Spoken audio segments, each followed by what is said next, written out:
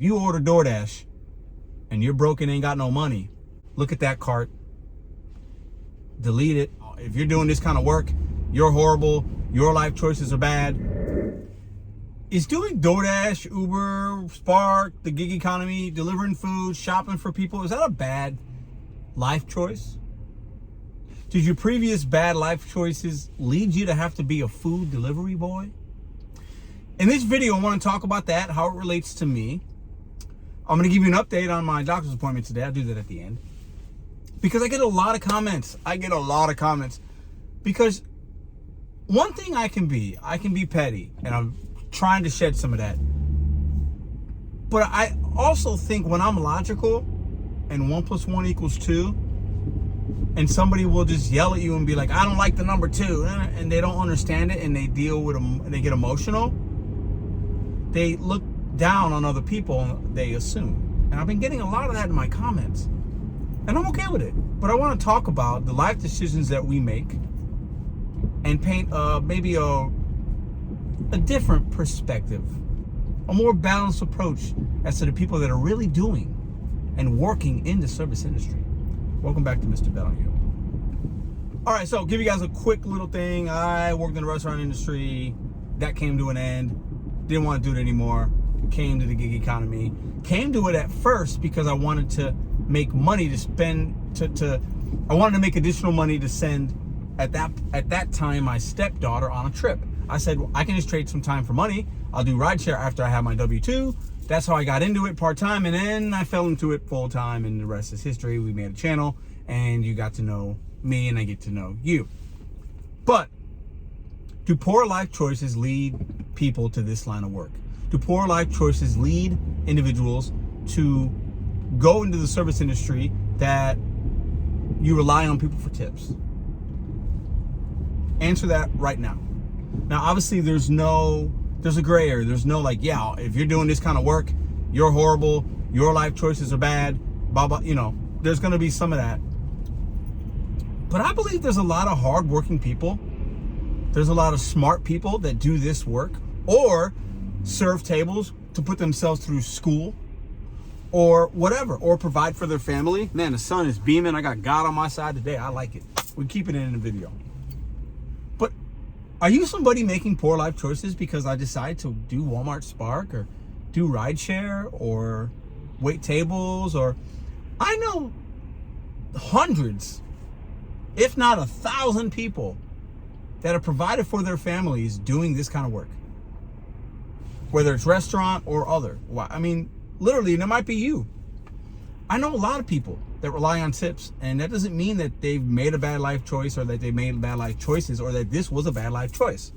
Now, little context.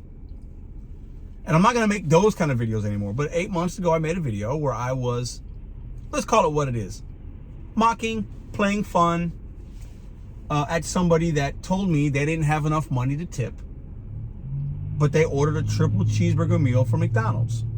And I said, yeah, you got to make better life choices with your money. And I'm right. And if that offends you, I'm sorry that you're offended. But it's a fact. And the truth hurts. We're seeing that a lot even in this country. Like, logic is not logical anymore. People lead with emotions. They lead with feelings versus what's in front of them and what's factual. It's unfortunate, but we're humans and we're flawed. Now, if you have $5 in your bank account and you want a cheeseburger meal and you want it delivered, hey, another great thing about this country is you can do whatever you want, and hey, somebody's gonna bring it to you, whatever. It won't be me, because that'd be me making bad life choices, because that trip was only worth $2. So why would I drive my SUV for $2? That'd be a poor life decision, right? Now, do I think somebody ordering food when they are broke and that's their last dollar and they're ordering takeout? Yes, I think that's a bad life choice. I think that people that do that are going to continue to be in that same position. I've been there.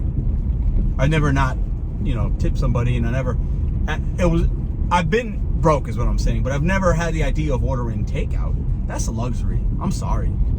Having food delivered, to me, is a luxury if you can't afford it. Does that make sense? Like, that's like a special thing. And I'm empathetic to the moms and dads or whoever that are like, you know what, it's my kid's birthday, they want a triple cheeseburger meal.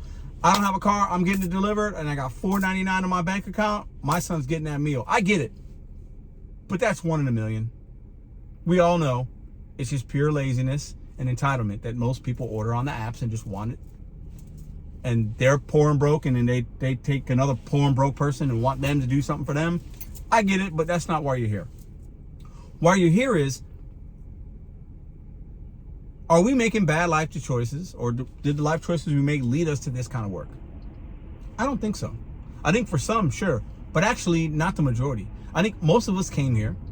A lot of us came to the gig economy, pandemic times, furlough, layoff, supplement income, whatever, or a lot of us are paying down debt. You lost a job, so you came to this line of work because you had to do what you had to do. That's not necessarily a poor life choice. Not all of us had the means or the environment to get some kind of great job and go to this Ivy League school or do this or do that. You know, education is important, not required as much to make it in this world. I think getting a trade is more important than education, in my opinion. Getting an actual trade or skill, I believe, is more valuable than having some type of diploma, unless you're going to be a lawyer or a doctor or something like that, where you got to have that certification. But I think people that come and do this, that deliver you your packages, that serve your tables, those are smart individuals. We're hustlers, man. We're grinders. We're fighters. We do what we need to do. And we don't care about what people, you know, how it looks, or like, no, we're going to do what we got to do. And there's enough of us that are smart enough to know which orders to take, what kind of service to give, to make the good money, and to make you feel valuable, to where you tip us at a serving table, or our order selection is good, and the apps that we use is good, and we know where the money is, and we go get it. I don't think anything with poor life choices necessarily has to do with that. I just don't. Now, some of us maybe made some poor life choices. I've made thousands of them in my life, but that's not what led me to food delivery. And that's not what keeps me here. That's maybe hindered me from doing other things in my life, but not this. Not this at all. This is a way that I earn money, a way that thousands, well, millions of you earn money. There's value in that, of providing and earning, and, you know, there is. And, you know, I think it's funny that there are people that think we made bad life choices, and that's now why you're a pizza delivery boy. I love when people call me that, because my life's pretty damn good. And I work hard for mine. And I continue to thrive, and with my hustle mentality, and I 2x my money every single day I work. I'm not bragging, but that's what I do. While I am making deliveries, I am making content, and I am double or tripling my money every single day, and doing it in the same amount of time. Pretty smart. So the person ordering triple cheeseburger meals will continue to order those triple cheeseburger meals because they're spending money on inflated fees, services, tips or no tips, inflated menu cost price, because they don't want to make a sandwich. That's bad life choices. And listen, that's not even, I've made worse life choices than that. So I hear you. Customers out there ordering triple cheeseburger meals and that with your last dollar. Trust me, I've done worse than you. But this line of work and doing it, staying in it for however long, is not one of them. Do I recommend this to everybody? And would I say everybody should go be this and get DoorDash and be a Spark driver and drive Uber and do catering app? I got a new app coming out tomorrow for you guys. Woo, be ready. Anyways, no, I don't think everybody should do it. But I think if you're smart, for a select few, and maybe even a lot, it will take care of what you need to for how long you need it to take care of. A week, a month, a year, 10 years, whatever. I do believe that. And the gig economy is big and bold. And the person delivering you your pizza or your McDonald's or your Raising Cane's or your Wingstop or your shrimp and lobster, or your medicine one day, or bringing you your groceries to your 5th floor, bringing you your water, taking you to the airport. That person might own his home, might be in real estate. They might have a business on the side. They might be retired and they do this for extra cash. They might be paying down their debt and they're going to do this work for 5 years to pay their debt off, and now they're debt free. Sounds like a smart way to earn. I had to make this video. I didn't have to. I wanted to make this video because I want to get y'all's perspective on it. Whether you're a consumer, whether you're somebody that thinks that us food delivery people, you think it's funny that I say make better life choices because of the work that I'm doing. Since when did the type of work you do mean you made bad life? It's weird. It's weird. But I will say this, the choice to order DoorDash when you don't have any money, as some of y'all will be offended, that's a bad choice. There's no ifs, ands, or buts about it. It's a bad choice. That's like me being thirsty and I got a bottle of water there, or I got a soda and I'm dying of thirst. I should drink the water, not the soda. If I got no money, I don't order takeout. It's logical, and that's why people get upset. But doing this kind of work, full-time, part-time, won't be for all, but it doesn't mean we're making a bad life choice. So to all the comments that say, oh, that's real rich, the DoorDash driver telling people to make better life choices. Hey, if you knew the half of it, you're not wrong, because I've made plenty of them.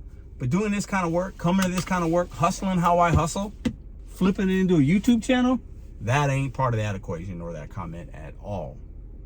But I do appreciate each and every one of y'all. I want to hear from y'all now. Leave some comments. I'll read them all. Update, went to the neuropathy doctor. I got to go follow up on Tuesday. I'm going to check the blood work stuff and then come up with a plan to treat it from the inside versus just medicating and putting Band-Aids on whatever. So some pretty good news today. I'm very hopeful. And I'm glad I went to this doctor at 43 versus 53, 63, 73, when my legs and feet could have been way worse if I didn't do some things preventative right now. I'm growing as a man. I can feel it in my actions. And I'll continue to do this line of work as long as I can make money and as long as it's in my life path.